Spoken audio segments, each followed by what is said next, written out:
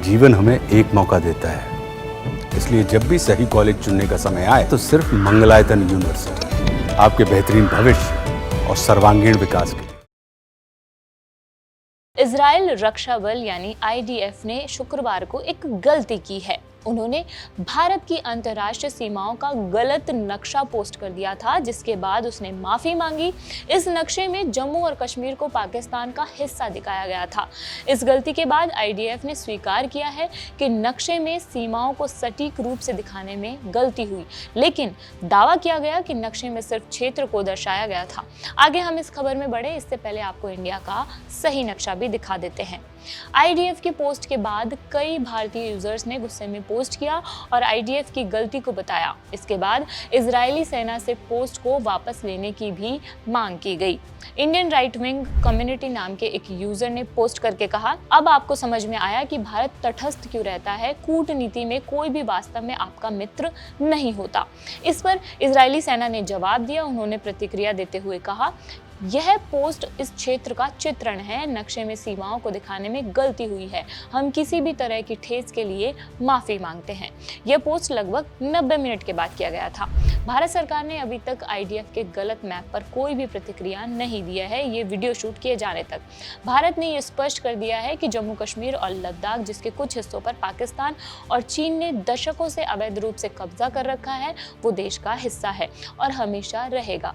मई में पहलगाम आतंकी हमले और ऑपरेशन सिंदूर के बाद प्रधानमंत्री मोदी ने भी यही भावना दोहराई थी। पिछले कई साल में भारत और इजराइल के बीच ठीक संबंध बने हैं। साल 2017 में प्रधानमंत्री नरेंद्र मोदी उस देश का दौरा करने वाले पहले भारतीय नेता भी बने हैं। यहाँ तक कि दिल्ली तेल अवीव के सबसे बड़े ट्रेडिंग पार्टनर्स में से एक है, जो केवल संयुक्त राज्य अमेरिका, यूनाइटेड किंगडम, हांगकांग और चीन से पीछे है और इन ट्रेडिंग आंकड़ों में वृद्धि भी होने वाली है। इसके साथ भारत सैन्य उपकरणों की बिक्री के लिए इजराइल का सबसे बड़ा क्लाइंट है। इसलिए भारत की सीमाओं का गलत नक्शा दिखाने के लिए लोगों के लिए ये काफी ज्यादा सरप्राइजिंग था। जिस मैप पर इतना बवाल हुआ है उसे शुक्रवार देर शाम X पर पोस्ट किया गया था, जो एक ट्वीट का हिस्सा था, जिसमें ईरान को ग्लोबल थ्रेट मानने की तेल अवीव के परसेप्शन को अंडरलाइन किया गया था। इससे दोनों देशों के बीच तेजी से तनाव बढ़ रहा है। ईरान एक ग्लोबल थ्रेट है, इजराइल अंतिम लक्ष्य नहीं है। यह तो केवल शुरुआत है। हमारे पास कार्रवाई करने के अलावा कोई विकल्प नहीं था। इजरायली सेना ने यही पोस्ट किया था और इसी के साथ मैप शेयर किया था। मैप में ईरान से निकलने वाले लाल रंग के इमेनेटिंग थे, जो तेहरान के पास मौजूद मिसाइलों की रेंज को दिखाते थे। यह उसके पड़ोसियों जैसे सऊदी अरब, अफ्रीका में लीबिया और इथियोपिया, एशिया में भारत और चीन, यूरोप में रोमानिया और बुल्गारिया, साथ ही रूस, कजाकिस्तान और तुर्की भर भी पड़ता है, जैसा कि आप उस गलत नक्शे में देख सकते हैं। इस मैप पर भारतीय एक्स यूजर्स की ओर से भी तीखी प्रतिक्रियाएं आई थी, जिनमें से एक व्यक्ति ने नेतन्याहू को टैग करते हुए इजराइल से मांग की थी कि इसे हटा दिया जाए, इसे सही करें, फिर से पोस्ट करें। एक दूसरे व्यक्ति ने टेरिटोरियल इंटीग्रिटी को बनाए रखने के लिए लड़ने वाले और शहीद हुए भारतीय सैनिकों के योगदान को कमतर आंकने के लिए इजराइल की आलोचना की थी। इजराइल और ईरान के बीच तनाव तब आया है जब इजराइल ने ईरान को परमाणु हथियार बनाने से रोकने के लिए सबसे बड़ा हमला किया है।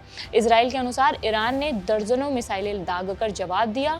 उन्होंने कहा कि कुछ मिसाइलों को अमेरिका की मदद से रोका भी गया है।